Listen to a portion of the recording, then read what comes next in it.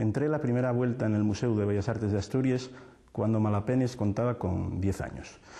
Para un niño de esa edad, traspasar les muries y la puerta tan descomunal del Museón de Bellas Artes al pie de la Catedral de Uvieu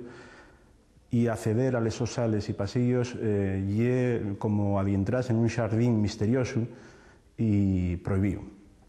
Acuellente sales nes que cuidáis por centineles que non deixan pasar el ruido e la voráxine de la ciudad, cuiden del tesoro que son les obras de arte que podemos contemplar allí. Naquel espacio central, nel patio,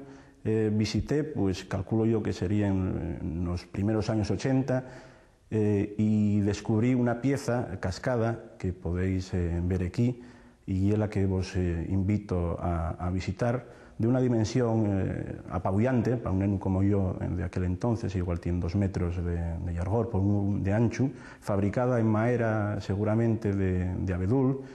que lixada y encolada en Navascués ufre como una de las obras escultóricas principales. Como os digo, un neno en hora de escuela, meterse en el Museo de Bellas Artes y entrar por esas sales y esos pasillos, la mayor parte de las veces bien desiertos, que faen del tu percorrido por él, pues le xuro que más interesante, y motivo de gaiola, y motivo de reflexión, ¿no? La obra de Navascués, como experto ebanista, que dirigió también equipos de ebanistas para poner a producir esos piezas, parece a mí, como aficionado a las artes plásticas, que algamó esos más altos cotes con obras en madera, como esta cascada, o como piloto, o avión, o eros, que podemos disfrutar de ellas también en el Museo Casa Natal de Xovellanos en Xixón. Pues como os digo,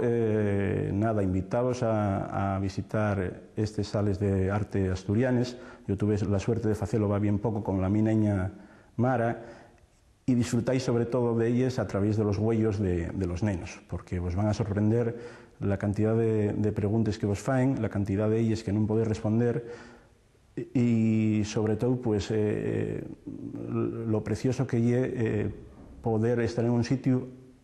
al que a muchas cosas no encuentres respuesta.